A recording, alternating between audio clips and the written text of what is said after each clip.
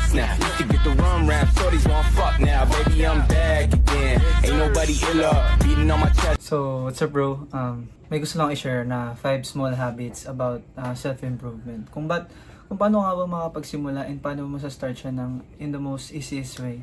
And kung paano ko siya ginawa. So, yung background ko is, I began self-improvement years ago actually. And I started with many different things and may mga struggles akong na-face kasi hindi ko naging consistent and parang may mga things na hindi fit sa schedule ko kaya iniba ko or inadjust ko siya. And nahanap ko ngayon or nag-research ako ng mga things na sobrang dali lang niyang i-apply and feel ko kayang-kaya mong gawin and ma-apply mo siya in everyday na ilagay mo sa life mo. So, firstly, one thing that I can recommend is gratitude journaling. So, ano nga ba yung gratitude journaling? I do it in my morning routine. So, every morning, after kong gumising, nagsusulat ako ng things na sobrang grateful ko. And iniisip ko kung ano ba yung mga things na meron ako. I feel the moment na papasalamat ako. And if ginawa mo din to, gagawin mo din to bro, mai-feel mo yung parang throughout the day, you became happy kasi na-feel mo na may mga things na meron ka naman pala. And kasi minsan kasi may mga bagay na tinitignan natin sa ibang tao na, example, yung body natin, kinukumpara natin sa iba. In result, nawawala yung parang happiness natin kasi kinukumpare natin yung meron sila tapos wala naman tayo. Pero kung titignan natin yung mga things na meron naman tayo, will result in making us more happy. So, for the second habit is meditation. Noong una, hindi ko talaga magets kung ano ba talagang point ng pag-meditate or kung para saan ba talaga yung meditation.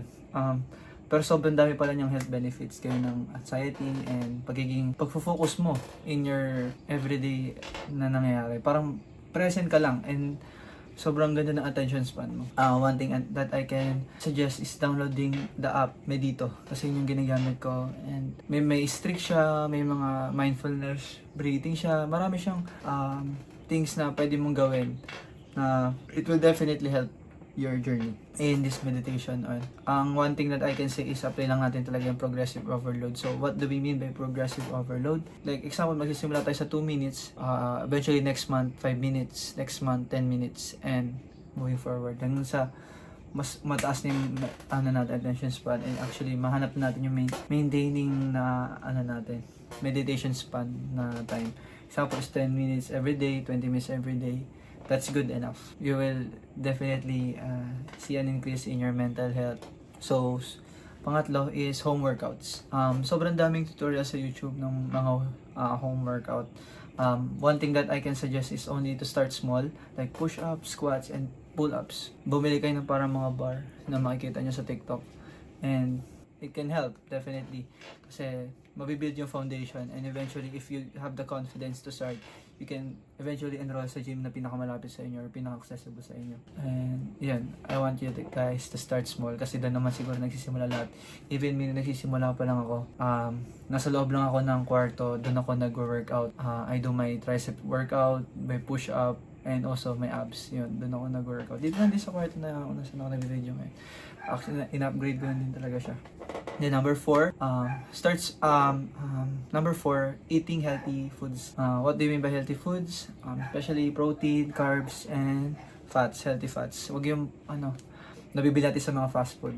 Actually, just by cutting the junk food part is already a small habit na magko-compound. Kasi yung habit, pag sinabi natin kasing habit, parang hindi na natin siya iniisip. It became unconscious to us na ginagawa natin yung mga bagay na to. And yun yung gusto nating ma-achieve dito. Na parang automatic na sa ating kumakain tayo ng healthy food, automatic yung meditation, automatic na yung pagiging grateful natin. And ayan, siguro one thing that I can suggest and an actionable step that I can give for eating healthy food is that diba mostly sa ating mga Pilipino, 3 beses tayong kumain sa isang araw. For that 3 meals, kahit isa lang yung baguhin nyo dun sa 3 and isa lang yung gawin yung healthy. Kunyari, itong dati kinakain nyo dito, cereals or Coco Crunch, so mother's milk. Maybe you can change it to oatmeal, milk, and peanut butter or honey. That's already a healthy food. Try doing that, and that's the one thing that I can suggest for you, bro. And lastly, tol, I want you to consume knowledge-based content on YouTube. Maraming sobrang libre na mga informational content na binibigay sa YouTube. Kailangan mo lang talagang pumili kung sino talaga yung pagkakatiwalaan mo.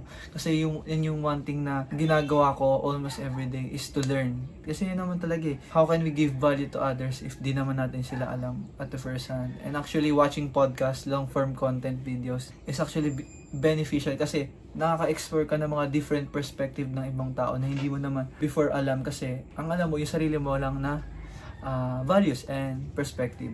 And actually consuming it and applying it to real life, yun talaga yung magiging sobrang laking benefit. Like 80% ng success is doing that. Kasi pag napanood mo sa kanya, ito, mga sinabi ko ditong 5, ginawa ko siya before and it actually consumed me almost a year to experience the benefits. But you, since pinapanood mo lang to and kaya mong i-apply, kaya mong gawin yung mga actionable steps na sinabi ko, you can start it as early as today.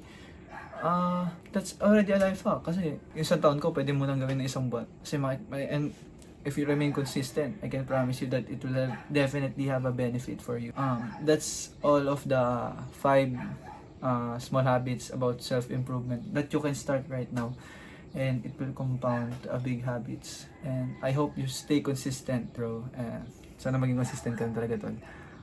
Nandito naman tayo together and I hope na pagpatuloy lang natin ang pag-improve sa sarili natin. And I hope I can see you to the next one. Stay consistent.